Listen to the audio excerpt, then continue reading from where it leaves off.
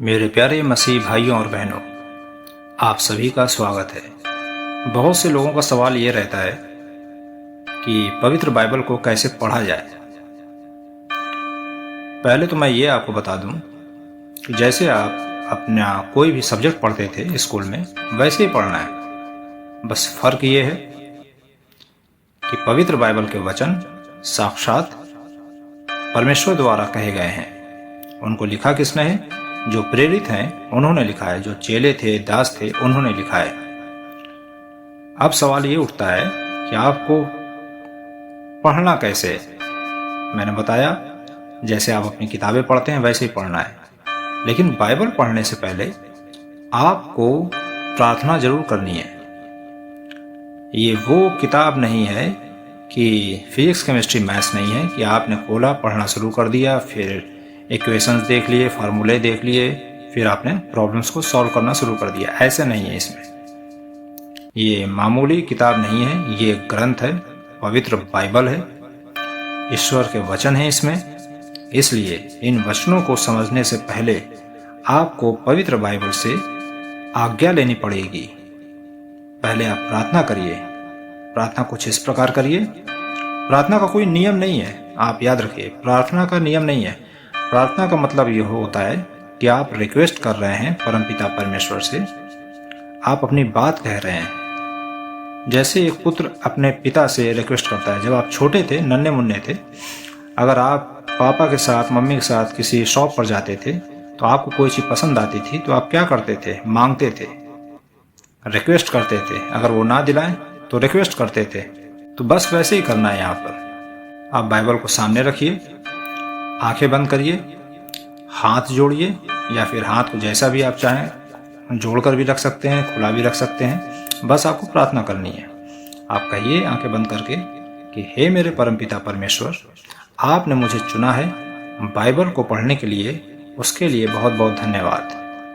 हे मेरे पिता, मेरी बुद्धि बहुत कम है, बहुत छोटी है, बहुत तुच्छ है, इसलिए मैं बाइबल के वचनों को समझ सकने में नाकाम हूँ। हे पवित्र आत्मा, मेरी मदद करिए, मुझ में उतरिए या फिर मेरे पास बैठिए और मुझको बाइबल के वचनों को समझने में मेरी मदद करिए। इस तरह से मदद करिए कि बाइबल के वचन मैं पढ़ूं तो मुझे याद हो जाएं, उनके मतलब समझ में आए, और जो मतलब छिपे हुए हैं वो मतलब भी समझ में आए। हे मेरे पिता, मैं बाइबल के वचनों को इस तरह से समझूं और याद कर सकूं कि मैं किसी को भी इन वचनों के द्वारा आपके आशीष, प्रभु यीशु के आशीष के जरिए, आप सबका नाम लेकर मैं इन वचनों का प्रयोग करते हुए उस इंसान की प्रॉब्लम्स को दूर कर सकने में सक्षम हो सकूं। इस तरह से आप मेरी मदद करिए। हे मेरे पिता, मुझको आशीष दीजिए। इस तरह से आप प्रार्थना करिए। मसीह भाइयों और बहनों, जब भी आप बाइबल पढ़िए तो आप ध्यान रखिए कि ये वचन ईश्वर के हैं और ये वचन आपसे बात कर रहे हैं। इस तरह से आप पढ़िए। जब भी आप वचन को पढ़िए, आप महसूस करिए कि ये यहाँ पर ईश्वर खुद हैं, मौजूद हैं, क्योंकि पवित्र बाइबल में कहा गया है, प्रभु यीशु ने भी कहा है, मैं ही वचन हूं, वचन ही मैं ही वचन हूं, ऐसा कहा गया है। तो इसलिए आप ये यकीन मानकर चलिए कि जो ये वचन है ये खुद ईश्वर है और ईश्वर आपसे वार्तालाप कर रहे हैं। आप बाइबल पढ़ते वक्त वचन से वार्तालाप करिए। आप वचन से जब वार्तालाप करेंगे बाइबल आपको खुद ब खुद समझ में आने लगेगी।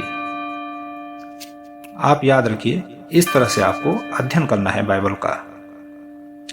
वीडियो अगर अच्छी लगी हो तो आप शेयर करिएगा लोगों में।